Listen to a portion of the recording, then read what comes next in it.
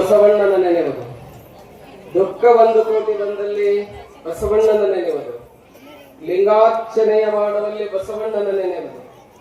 ಜಂಗಮಾರ್ಚನೆಯ ಮಾಡುವಲ್ಲಿ ಬಸವಣ್ಣನ ನೆನೆಯುವುದು. ಪಾದೋದಕ ಪ್ರಸಾದ ಕೊಂಬಲ್ಲಿ ಬಸವಣ್ಣನ ನೆನೆಯುವುದು. ಬಸವಣ್ಣನ ಎಂತಿದ್ದರು ಕಾಣ ಕಲಿದೇವರ ದೇವ.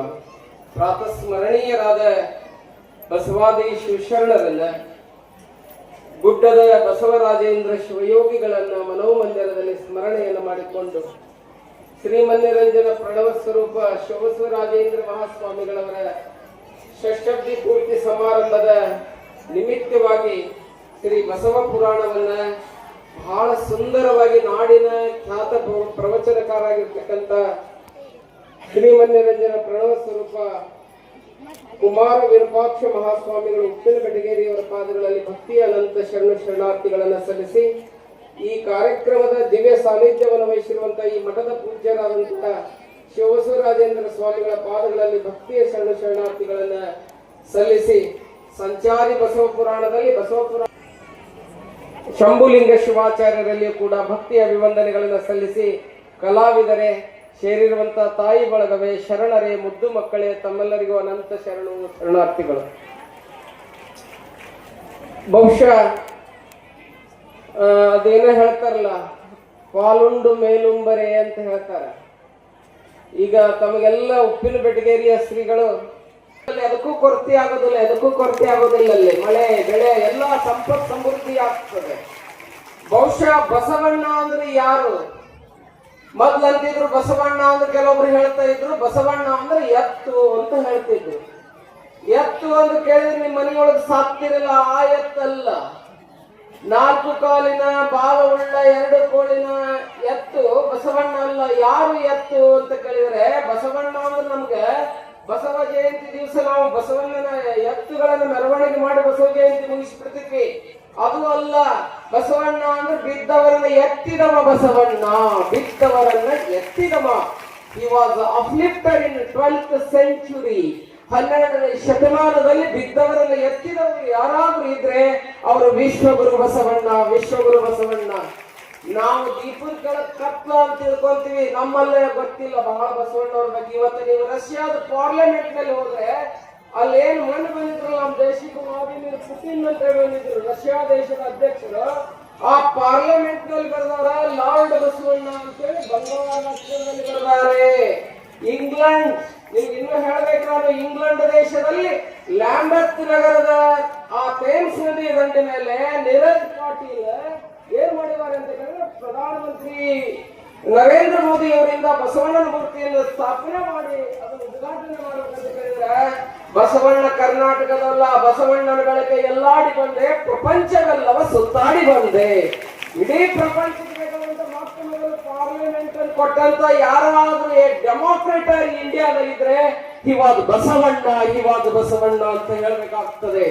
ಬಸವಣ್ಣ ಅಂದ್ರೆ ಯಾರು ಬಸವಣ್ಣ ಅಂದ್ರೆ ಅರ್ಥ ಮಾಡ್ಕೋಬೇಕು ನಾವು. ಬಸವಣ್ಣ ಅಂದ್ರೆ ಯಾರು ಅಂತಂದ್ರೆ ಅರವಿಂದರಂತೆ ಬಸವಣ್ಣ ಒಬ್ಬ ಯೋಗಿ. ಅದೇ ರೀತಿ ಪರಮಹಂಸರಂತೆ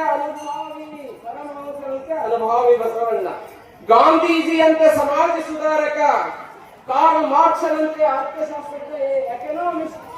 ಮೊಟ್ಟ ಮೊದಲು ಭಾರತ ದೇಶದ ಎಕನಾಮಿಸ್ಟ್ ಯಾರು ಅಂತ ಕೇಳಿದ್ರೆ ಬಸವಣ್ಣ. ಕಾರ್ಲ್ ಮಾರ್ಕ್ಸನಂತೆ, ಮ್ಯಾಜಿನಿಯಂತೆ ರಾಜಕಾರಣ ಮುತ್ಸದ್ದಿ, ಮಹಾವೀರನಂತೆ ಅಹಿಂಸಾವಾದಿ, ಬುದ್ಧನಂತೆ ಮಾನವತಾವಾದಿ, ಕ್ರಿಸ್ತನಂತೆ ದಯಾಶೀಲ. ಬಸವಣ್ಣ ಏನ್ ಹೇಳ್ಬೇಕು ಬಸವಣ್ಣನ ಬಗ್ಗೆ?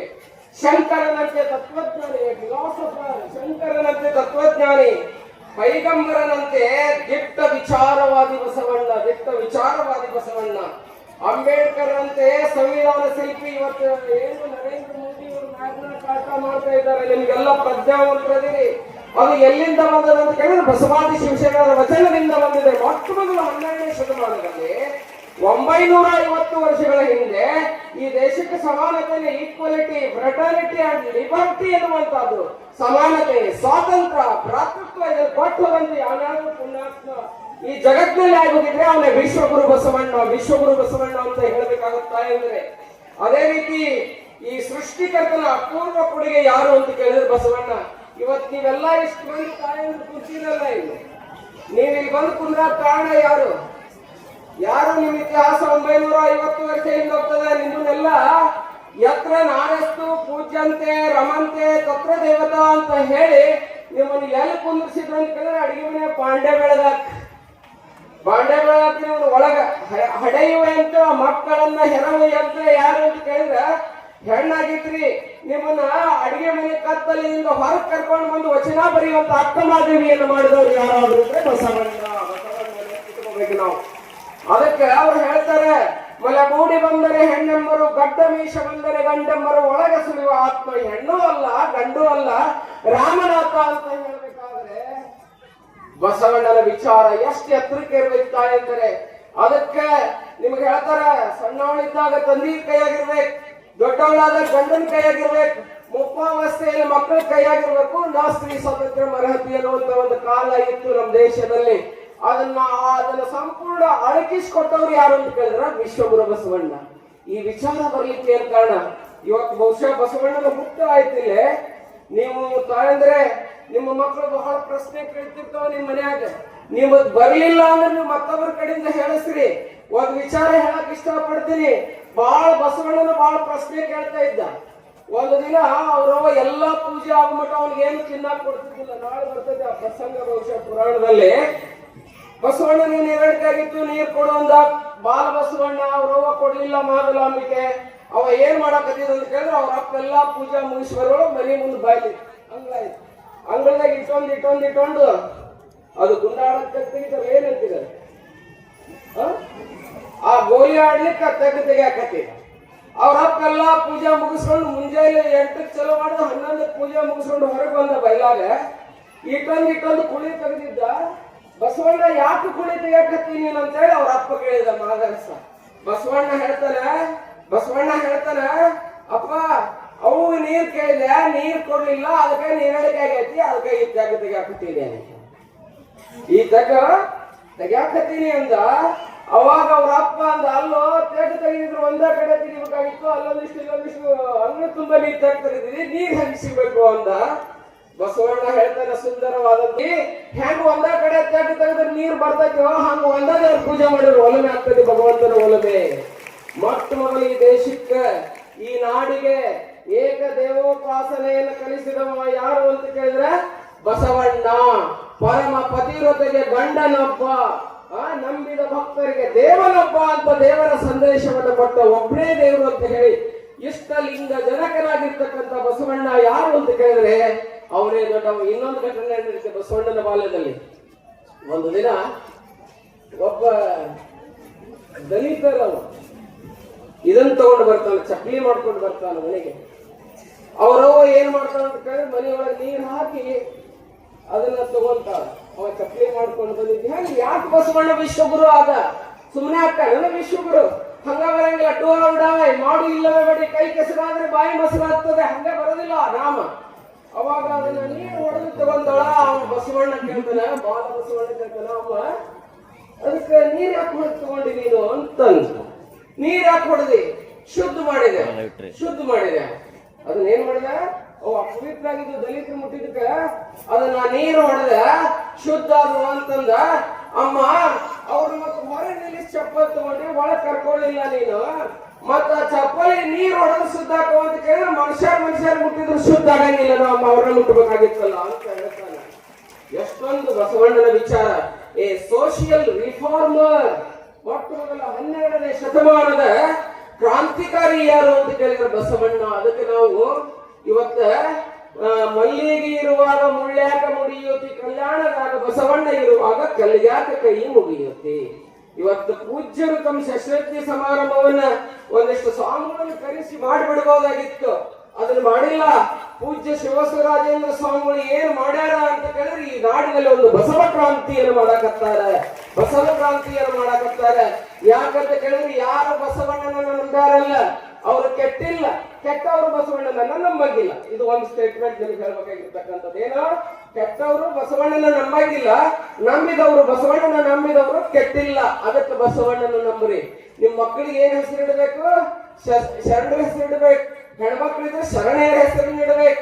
ಏನು ಅಕ್ಕ ಮಹಾದೇವಿ, ಏನು ಗೋಂತಾದೇವಿ, ಏನು ಮುಕ್ತಾ ತಾಯಿ, ಆ ಮುಕ್ತಾಂಗನೆಯನ್ನು ಪುಣ್ಯಾಂಗನೆಯನ್ನು ಪುಣ್ಯಾಂಗನೆಯನ್ನು ಮಾಡಿದಂತ ಪರಮಾತ್ಮ ಯಾವ್ದಾದ್ರೆ ಬಸವಣ್ಣ. ಎಷ್ಟು ಮಂದಿ ಸುಳ್ಳೆ ಸಂಕವಿ ಅಂತವ್ರು ಕಸ ಹೊಡೆಯುವ ಸತ್ಯಕ್ಕ ಇವತ್ತು ಪ್ರಧಾನಮಂತ್ರಿ ನರೇಂದ್ರ ಮೋದಿ ಅವರು ಸ್ವಚ್ಛ ಭಾರತ ಯೋಜನೆಯನ್ನು ತಂದಾರೆ. ಇದನ್ನು ಮೊಟ್ಟ ಮೊದಲು ಮಾಡಿದ ಪುಣ್ಯಾತ್ಮ ಯಾವ್ದಾದ್ರೆ 950 ವರ್ಷಗಳಿಂದ ಬಸವಣ್ಣ ಮಾಡಿದ್ದಾನೆ. ಯಾರು ಸತ್ಯಕ್ಕ ಹೇಳ್ತಾಳೆ, ಅರ್ಚನೆ ಪೂಜನೆ ನೇಮವಲ್ಲ, ಧೂಪ ದೀಪಾರತಿ ನೇಮವಲ್ಲ, ಪರದನ ಪರಸ್ತ್ರೀ ಗಂಧದಿಪ್ಪುದೆ ಚಂಬು ಜಕ್ಕೇಶ್ವರನಲ್ಲಿ ನಿತ್ಯ ನೇಮ ಕಾಣಿರಣ್ಣ ಅಂತ ಹೇಳ್ಬೇಕಾದ್ರೆ ಏನ್ ಹೇಳಿದ್ರು ಶರಣರು. ಅದಕ್ಕೆ ಇವತ್ತು ನಮ್ಮ ಸಮಾಜದಲ್ಲಿ ನಾನು ದೊಡ್ಡವ ನಂದಷ್ಟಂತ ನನ್ನ ಜಾತಿ ಶ್ರೇಷ್ಠ ಅನ್ನುವಂತ ಭಾವ ಇದೆ ಬಂಧುಗಳೇ. ನಮ್ಗೆ ಬಸವಣ್ಣ ಇದನ್ನೆಲ್ಲ ತೊಡೆದು ಹಾಕಿದೆ. Leveller of A Martin Luther king of India ಅನ್ನುವಂತ ಮಾತನ್ನು ಹೇಳ್ತಾರೆ ಬಸವಣ್ಣನವರ ಬಗ್ಗೆ. ಇದನ್ನ ಯಾಕೆ ಹೇಳಕತ್ತೀನಿ ಅಂತ ಕೇಳಿದ್ರೆ, ಒಬ್ಬ ಬಸವಣ್ಣನ ಬಗ್ಗೆ ಮಾತಾಡುದು ಅಂತ ಕೇಳಿದ್ರೆ ಯೋಗ್ಯತೆ ಬೇಕು. ಅದಕ್ಕೆ ಯೋಗ್ಯತೆ ಬೇಕು.